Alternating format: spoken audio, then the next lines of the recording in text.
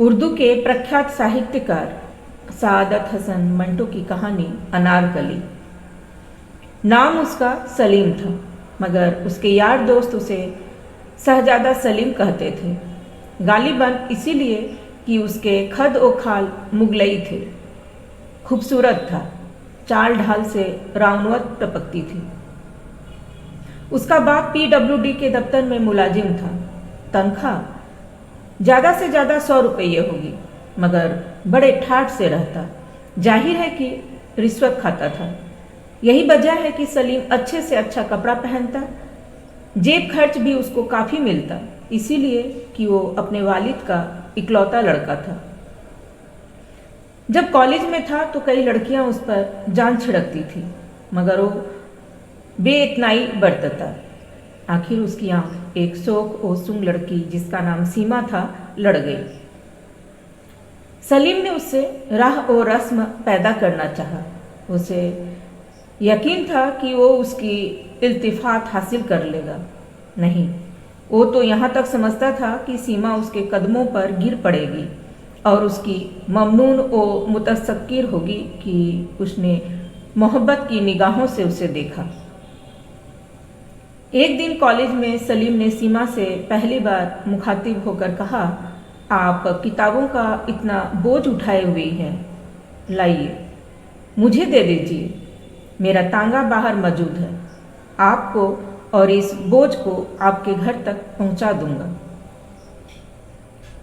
सीमा ने अपनी भारी भरकम किताबें बगल में दाबते हुए बड़े खुश्क लहजे में जवाब दिया, आपकी मदद की मुझे कोई ज़रूरत नहीं, बहरहाल शुक्रिया अदा किए देती हूँ। शहजादा सलीम को अपनी जिंदगी का सबसे बड़ा सदमा पहुंचा। चंद लम्हात के लिए वो अपनी खिपपत मिटाता रहा। इसके बाद उसने सीमा से कहा, औरत को मर्द के सहारे की ज़रूरत होती है। मुझे हैरत है कि आपने मेरी पेशकश को क्यों ठुकरा दिया। सीमा का लहजा और ज़्यादा खुश्क हो गया। औरतों को मर्द के सहारे की ज़रूरत होगी, मगर फिलहाल मुझे ऐसी कोई ज़रूरत महसूस नहीं होती। आपकी पेशकश का शुक्रिया मैं अदा कर चुकी हूँ, इससे ज़्यादा आप और क्या चाहते हैं? ये कहकर सीमा चली गई। शहजादा सलीम जो अनारकली के खाब देख रहा था, आंखें झपकता रह गया। उसने बहुत बुरी तरह शिकस्त खाई थी। इससे कब्ल उसकी ज़िंदगी में कई लड़कियां आ चुकी थी जो उसके इशारे पर चलती थी, मगर ये सीमा क्या समझती है अपने आप को? इसमें कोई शक नहीं कि खूबसूरत है। जितनी लड़कियां मैंने अब तक देखी हैं, इनमें सबसे ज़्यादा हसीन है, मगर मुझे ठुकरा देना ये बहुत बड़ी ज्यादती है। मैं ज़रूर इससे बदला लूँगा, चाहे कुछ भी हो जाए। शहजादे सलीम ने उससे बदला लेने की कई स्कीमें बनाई, मगर बार साबित न हुई।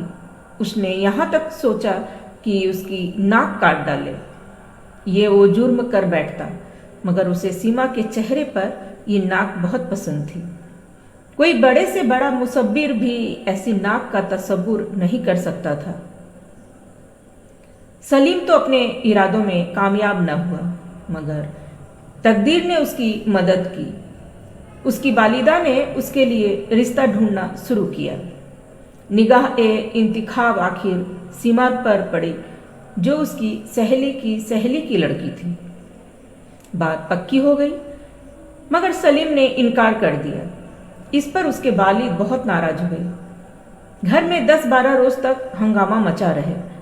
सलीम के वालिद जरा सख्त तबीयत के थे।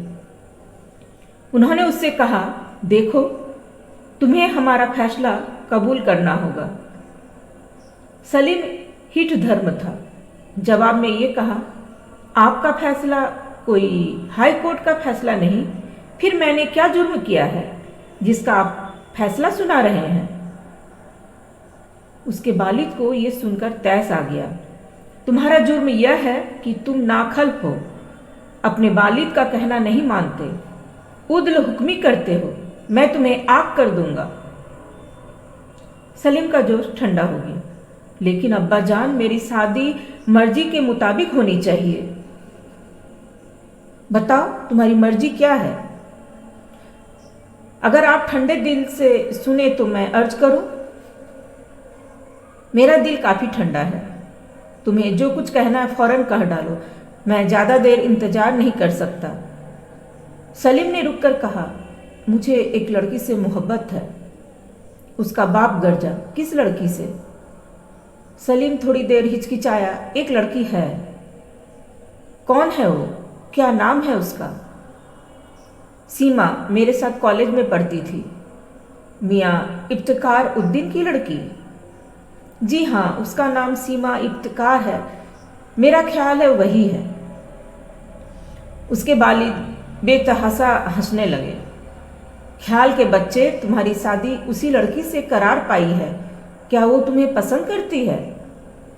सलीम बौखला सा गया, ये सिलसिला कैसे हो गया उसकी समझ में नहीं आता था। कहीं उसका बाप झूठ तो नहीं बोल रहा? सलीम से जो सवाल किया गया था उसका जवाब उसके वालिद को नहीं मिला था। चुनाचे उन्होंने कड़क के पूछा, सलीम मुझे बताओ, क्या सीमा तुम्हें पसंद करती है? सलीम ने कहा, जी नहीं। तुमने ये कैसे जाना? उससे एक बार मैंने मुख्तसर अल्फाज में मोहब्बत का इजहार किया था, लेकिन उसने मुझे तुम्हें दरखूर इतना ना समझा। जी हाँ, बड़ी बेरुखी बरती। सलीम के वालिद ने अपने गंजे सर को थोड़ी देर के लिए खुजलाया और कहा, तो फिर ये रिश्ता नहीं होना चाहिए। मैं तुम्हारी माँ से कहता हूँ कि वो लड़की वालों से कह दे कि लड़का रजामंद नहीं। सलीम एकदम जज्बाती हो गया, नहीं अब्बा जान, ऐसा ना कीजिएगा। शादी हो जाए तो सब ठीक हो जाएगा। मैं उससे मोहब्बत करता हूँ और किसी की मोहब्बत अकारत नहीं जाती, लेकिन आप लोगों को मेरा मतलब है, सीमा को ये पता न लगने दीजिए कि उसका ब्याह मुझसे हो रहा है, जिससे वो बेरुखी और बेइतनाई का इजहार कर चुकी है। उसके बाप ने अपने गंजे सिर पर हाथ फेरा।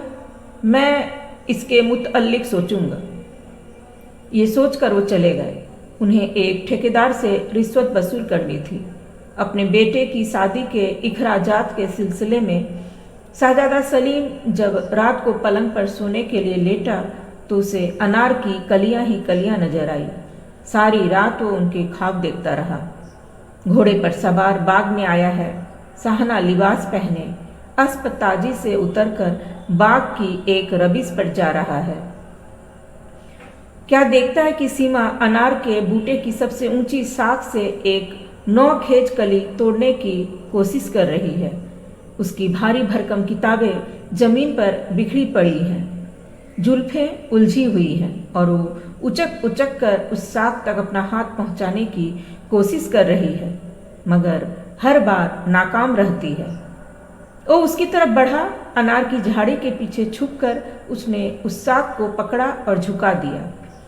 सीमा ने वो कली तोड़ ली जिसके लिए वो इतनी कोशिश कर रही थी, लेकिन फौरन उसे इस बात का एहसास हुआ कि वो शाख नीचे कैसे झुक गई। वो अभी ये सोच ही रही थी कि शहजादा सलीम उसके पास पहुंच गया। सीमा घबरा गई, लेकिन संभल कर उसने अपनी किताबें उठाई और बगल में दाव ली। अनारकली अपने जोड़े में उड़स ली और ये खुश्क अल्फाज कहकर वहाँ से चली गई, आपकी इमदाद की मुझे कोई ज़रूरत नहीं, बहरहाल शुक्रिया अदा किए देती हूँ। तमाम रात वो इसी किस्म के ख्वाब देखता रहा। सीमा, उसकी भारी भरकम किताबें, अनार की कलियाँ और शादी की धूमधाम। शादी हो गई। शहजादा सलीम उस तकरीब पर अपनी अनारकली की एक झलक भी न देख पाया था।